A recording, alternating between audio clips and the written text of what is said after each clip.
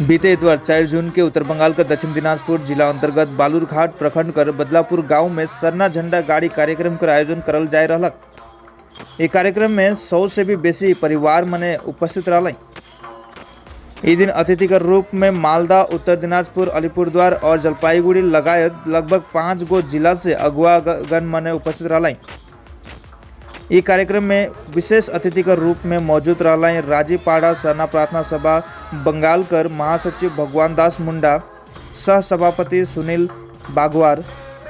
शंकर एक्का, रमेश उरांव और भी सदस्य बने।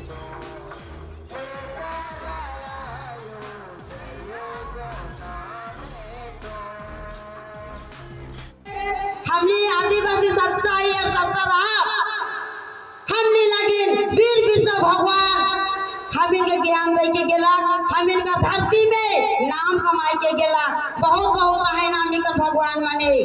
तो आज हमने का सरना का हमने का बड़का सबसे बड़का बंधन गुरु दिगा उठो हमने के ज्ञान के बाटा थे और सबके कहा थे मोर चौवा पुता है का एक जगह नवा आई जब मैं कल बेड़ाई जाबो बोले तो नहीं कौन डहर में जाबा कई के एक बगान हो बस्ती हो हमार अगुआ पहाड़ माने हमनी कर चौवा पुता मन के हमी समझा थी। तो सच्चाई यही हमी का आदिवासी माने और सच्चाई रहा के को चौराई के नहीं खैला और चोरा भी नहीं फलुआ कोड़ के खा हार जोत के खा मगर के को जमीन के चोराई के नहीं लेवा। तो हमने के बार बार कहा तो हमी कराई बाबा भाई बहन के हमने के सरना लिखाई पड़ी और सरना है कि हमें से ले कहा थे गांव में बताई दवा हमरे का है कि आदिवासी सरना है कि गांव में बताई दवा हमरे का है कि आदिवासी सरना है कि जोहार जय घर में आज हमरे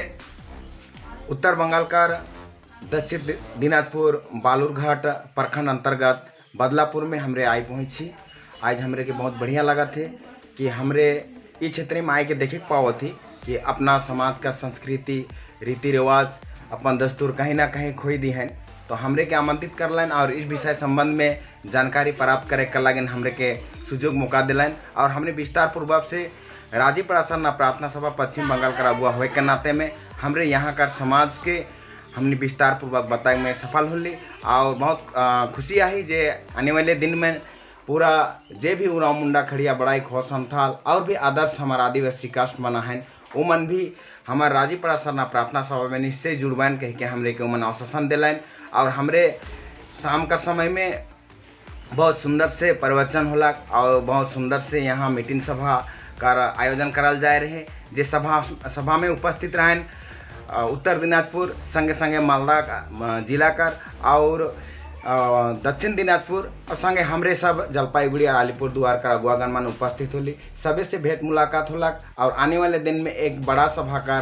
निर्णय लेवाइन एमन हमरे के बतालाइन कि इस बड़ा सभा प्रोग्राम कर लगिन हमरे के केंद्रीय स्तर कर अगुवागण मन के आमंत्रित करवाइन ई सूचना हमरे सबके दिलाइन और हमरे यह मैसेज देवे के चाहिला आने वाले दिन में जे भी आदिवासी समाज हैं कहीं ना कहीं अपन धर्म समाज नीति और दस्तूर के पूर्वज कर देवल व्यवस्था के कहीं ना कहीं ख़त्म करत हैं। तो हमरे कर चिंता है कि पूर्वज कर देवल व्यवस्था जानो 22 के रहो और वो व्यवस्था के आधार पे आदिवासी मन अपना सृष्टि कल्चर अपना परंपरा अपना जे भी प्रथा है वो के बनाए के और बचाए के रखो कह के हमने विश्वास करेला। तो ये मैसेज देवे के लगे हमने आ ली और यहाँ कर विशेष करके अगुवाई हमार राजीपाड़ा सरना प्रार्थना सभा कर वाइस प्रेसिडेंट सुनील बगवार जी कर अगुवाई में होलक और सारा जगह में वो आमंत्रित कर रहे सभी सदस्य मन के और सभी से भेंट मुलाकात करके हमने बहुत ही आनंद महसूस करा थे। आने वाले दिन में फिर आए क्या यहाँ का आदिवासी समाज के हमने जागृति अभियान के तहत में अपन जे भी व्यवस्था सके हमने निश्चय संपूर्ण रूप से बताए कर चेष्टा करब। हमार विचार रौरे मन कर विचार में मिलाए के हमरे ये समाज व्यवस्था के आगे बढ़ाओ।